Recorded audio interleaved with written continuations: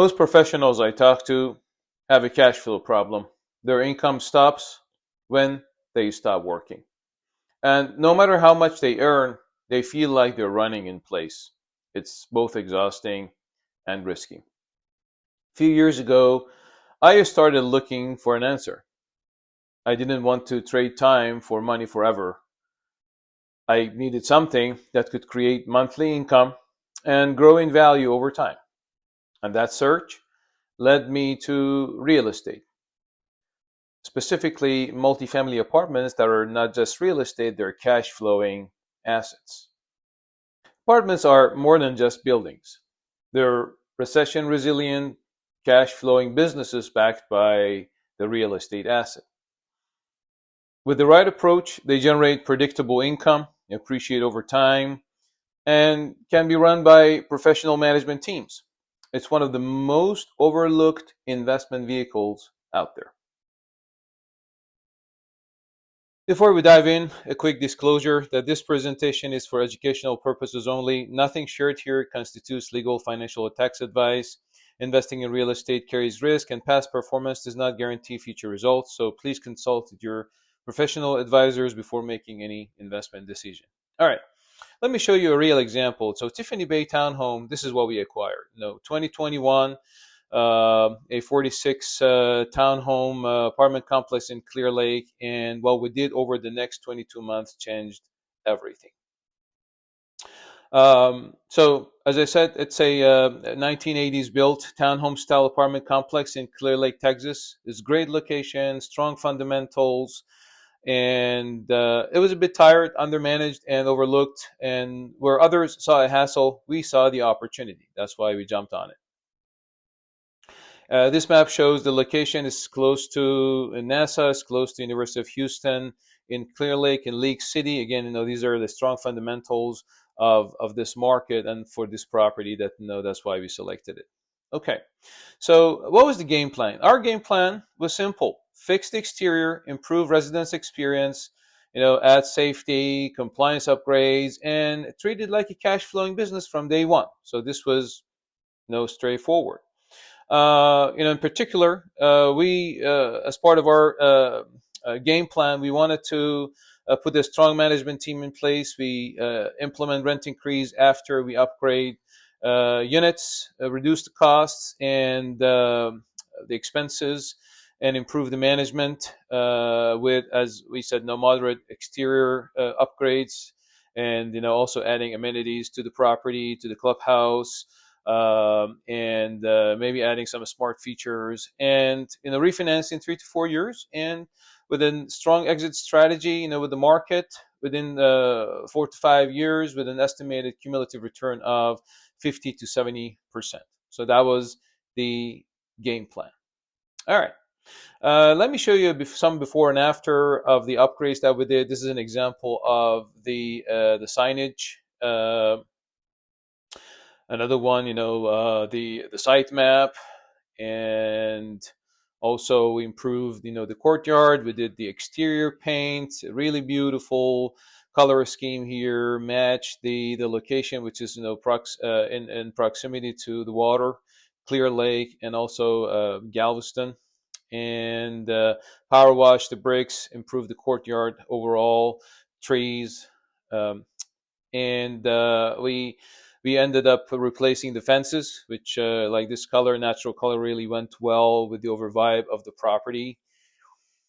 We replaced doors. There were some doors that were rotten at the bottom that were fixable, and we fixed them in-house. The ones that were in bad shape, we totally replaced them with a brand new door, and they painted them. We did a lot of landscaping and dryscaping to save cost and, beautify the property even furthermore.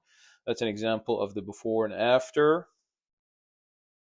Some of the improvements that we did were required by the lenders. This is an example that lender asked us to improve the driveway concrete, so we repaired them. We poured new concrete in certain spots. Again, that's the prep phase, pouring, working, and the final phase here.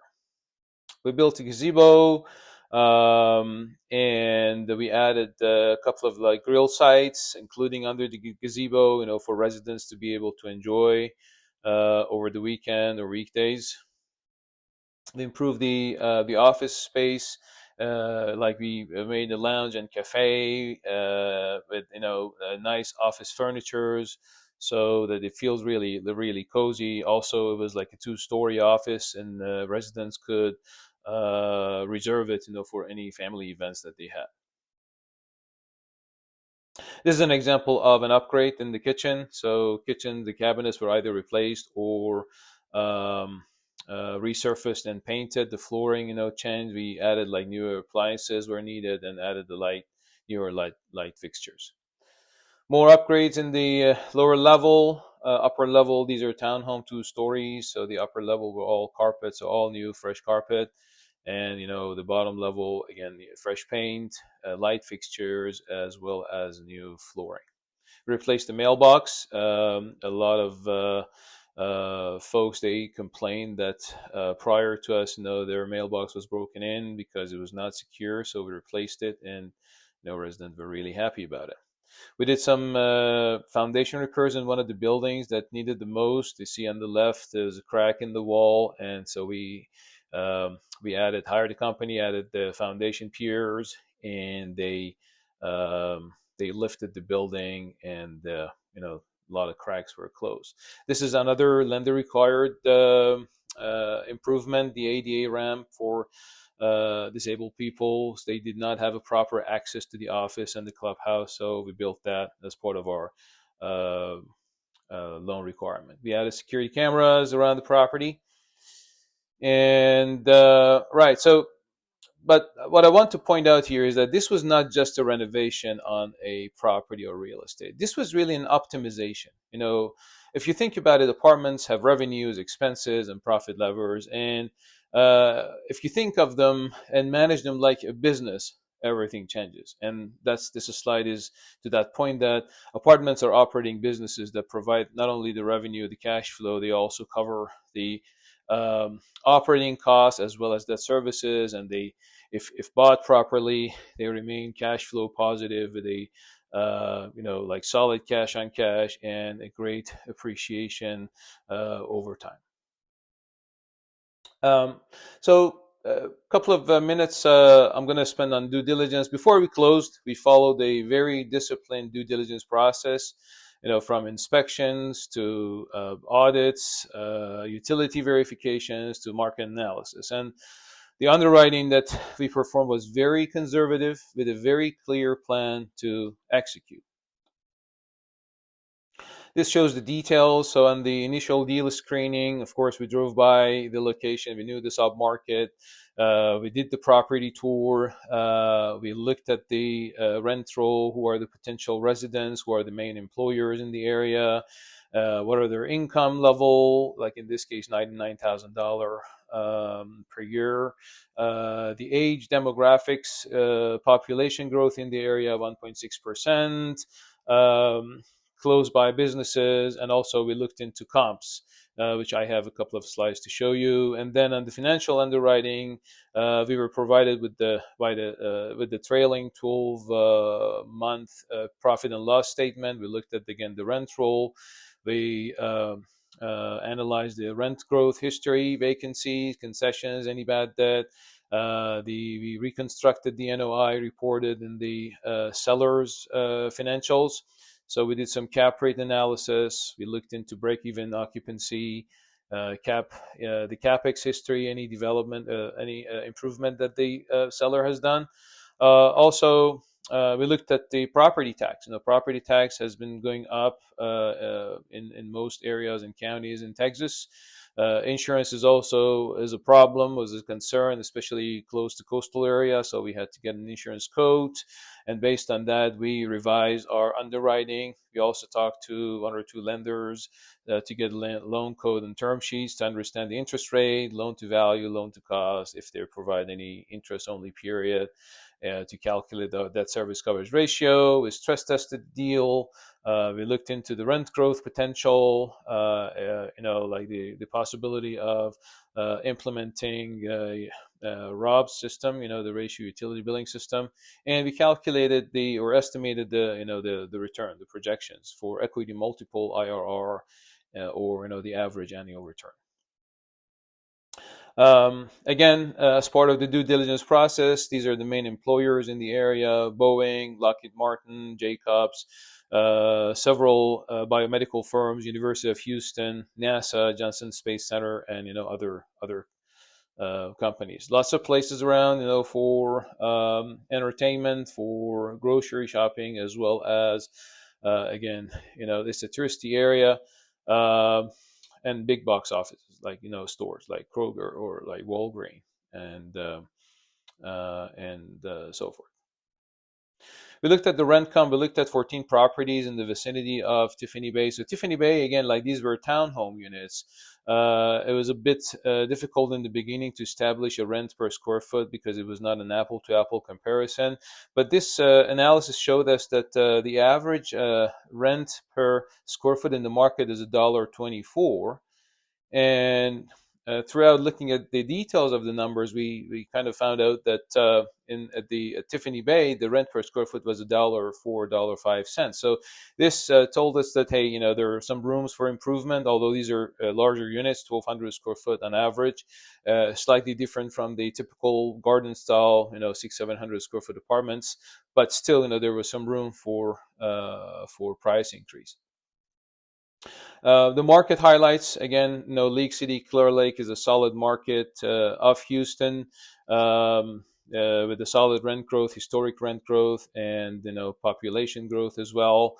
And pointed out the average household income and the population growth, and like a exit cap rate specific for this property around 5.8.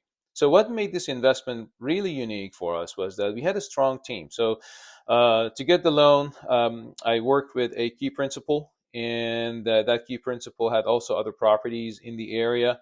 That meant that we could share some resources as far as property management, and also he was very comfortable, with the area, with the location. So it brought all the experience and insights to the table and to investors. And also these townhomes, they were, again, larger units, more tailored for like smaller families, and the opportunity to increase the rent from $1.45 to $1.24 was massive.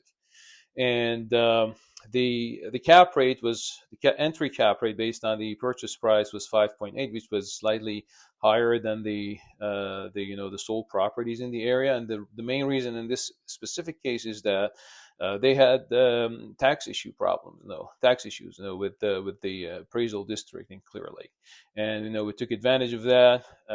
It made sense to us to go and buy it, and it went very successful. So a bit on underwriting, as this was part of our due diligence. So on the left, it shows the scheduled rent that we could have collected, and then on the right side, it shows our pro forma assumptions that even though the market comps showed that we could increase the rent by almost 17-18%, our pro forma was based on a very conservative number, 6% rent increase. And by pro forma means that if we could do the upgrades and then turn the units, put the units on the market with the new rate, that's the pro forma. But you can only achieve that after you upgrade all the units, execute all the plans, and it may take a year, may take a year and a half to 2 years, because you cannot upgrade units that they have tenants in. They have to wait until the lease ends, and you don't renew the tenant. You ask them to vacate, and then you upgrade the unit. We got a very good loan at 3.65% with 2-year interest only. So, and from a Freddie Mac SBL. The downside of it was that they did not include any capex or upgrade, basically any upgrade budgets, for that, and so the rehab was not in the loan, and we had to raise that money. But again, it was a great loan product for what we wanted to do in this case. These are the operating expenses. The taxes and insurance are the two highest operating expense, for any apartment complex. We have, personnel, we have management fees, we have contract services, utility, administrative, and marketing. plus the legal or like professional fee. So on the left, you see that at the takeover, and then on the right, it was the pro forma. So we managed to lower some of the expenses, but expenses like, taxes went up by like 30, maybe to 40%. Insurance was the same thing. So these were the two main drivers, of the expenses that went up. But we managed, because of the partnership and because of the team that we built. So we managed to lower the property management expenses as well. Capital expenditure, the estimate was $150,000, and these are the breakdowns. I'm not going to go through them, one by one, but this is overall, what we anticipated that we spend this money, we can increase the rent by at least 6%, and we ended up with a much higher number.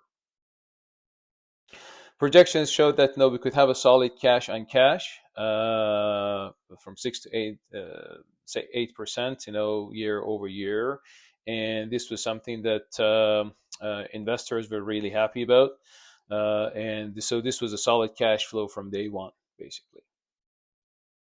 Okay. Now the exit. So the original hold was for 3 to 5 years. That was the estimate, right? And the estimate for the projected return was around 15% year over year. But what we ended up with was that in probably like 20 months, we were able to increase the rent by more than 20%, and it was significant. And over that course, we received an offer, and this was due to the market dynamics. In the middle of COVID, that we received an offer that we couldn't refuse. So we basically exceeded our pro forma, or reached our pro forma within 22 months, and that was the time to exit. So we sold the asset for a 50% return on equity. So we delivered for investors, we delivered the 1.5x equity multiple. The IRR was around 24.5, and an average annual return around like 20, 26, 27%, and all ahead of schedule. So one thing to point out here is that this deal wasn't about luck, right? It was about mindset. It was about execution and having a clear strategy. So this was an example of having the right team and the right plan, from day one. And if you have all that, real estate can really transform your financial life. And this is an example that it transformed many lives, in this deal. Okay. So with that, I would like to mention that if you're a professional looking for a smarter way to build wealth, build cash flow, have equity, and have peace of mind, let's connect. This is what we do at Mindset to Millions, and we have many programs, including this one. It's a weekend program. I call it Kingly Investor Weekend. It's really transformative experience designed to I would call the way to awaken your kingly factor, and help you to build that identity, or find that identity, or reshape it, and map your journey toward multifamily apartment investment and building wealth. So the cool thing about this is that we're introducing this legacy pass, that for any family, they can bring their teenage, between 14 and 19 years old, their children, to the event, so that they can plant the seed of how they can build generational wealth, not only for themselves, but also for their kids and their kids' children, for the generations to come. So I hope you consider registering. I'll looking forward to seeing you there. Check out the link there, and this is just the beginning. Thank you.